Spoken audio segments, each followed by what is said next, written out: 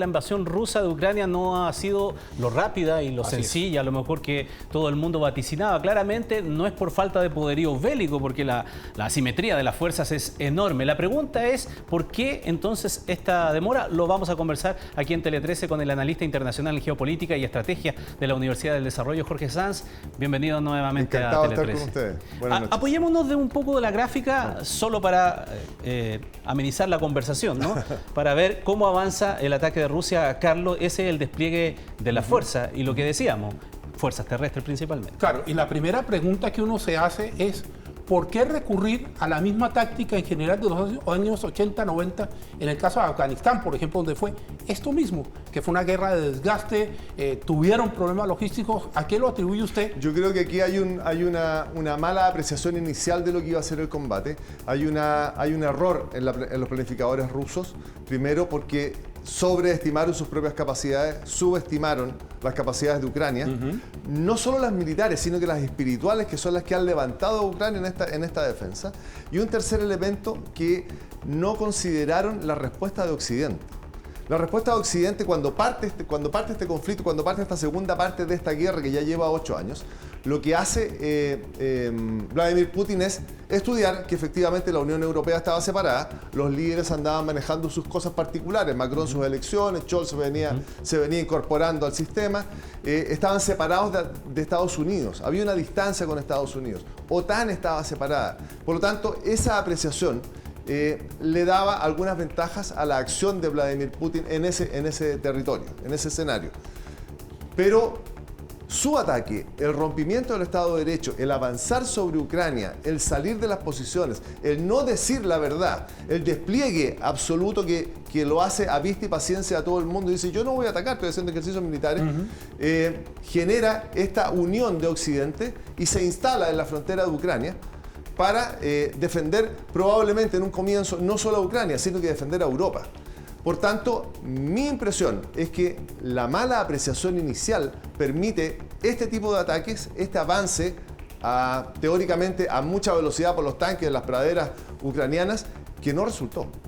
Ahora, es llamativo que el presidente Putin también en días anteriores haya llamado a las propias tropas ucranianas diciéndole rebélense ustedes. ¿Cómo tiene que interpretarse eso? Porque de un punto optimista uno podría decir está complicado, sí, pero por otra podría decir que ve cierta fragilidad en la adhesión al presidente, pero no hemos visto eso.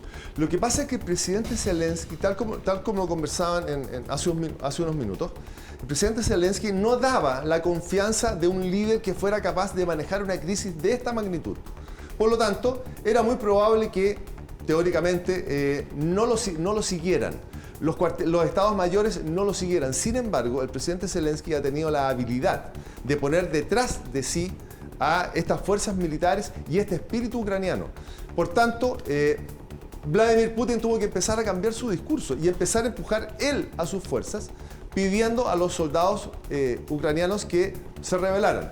Pero el discurso se empieza a dar vuelta porque ahora es el presidente Zelensky el que dice a los soldados rusos váyanse, los vamos a matar, ya vienen a pelear, vienen a morir, dejaron a sus familias, váyanse de vuelta. Y ese discurso que busca la desestabilización emocional del soldado empieza a surtir efecto. Revisemos, Carlos, sí, Jorge, sí. Nuevamente apoyado de nuestra pantalla, esto que estábamos hablando de las potencias nucleares. Sí. Ahí tenemos, Carlos, por ejemplo, la distribución y una comparación entre Rusia y Estados Unidos. Sí. 90% de las armas nucleares del planeta las reúnen ellos dos, con una amplia mayoría de Rusia. Y también, por cierto, con incorporación de otros actores que pueden ser peligrosos. Pueden ser peligrosos, pero si tú sumas, por ejemplo, lo de Estados Unidos, lo vamos a ver en la siguiente gráfica, ahí está, de hecho, la comparación, ¿no es verdad? Claro. La OTAN, por decirlo de alguna manera, Estados Unidos, Francia y el Reino Unido, incluso todavía siguen siendo menos que la propia Unión Soviética. Convengamos que Rusia, la Federación Rusa, tiene 1.600 activas, levantadas, las otras están en mantenimiento. Claro, pero el solo hecho pero aún así son 6.000. Son 6.000. Ahora, me deja una pregunta armada. Sí. Si tiene 1.600 cabezas activas, ¿cuánto se demora un misil de esos en alcanzar un blanco en Occidente? El Avangard se demora 15 minutos en llegar a Estados Unidos. Por lo tanto, es un escenario potencialmente hostil. Sí. Ahora, Claro, esto es un escenario potencialmente hostil, potencialmente peligroso, Sí. pero yo tengo la impresión, todavía, no podemos determinar qué está pasando por la cabeza de Vladimir Putin, yo creo que hay una ofuscación enorme, tengo la impresión de que la activación del arsenal nuclear que ordenó Vladimir Putin tiene que ver con la negociación y tiene que ver con la pausa estratégica que se está dando. Esto de detenerse a la salida en los exteriores de Kiev, de sentarse a conversar, y es sentarse a conversar con la pistola arriba de la mesa. Claro.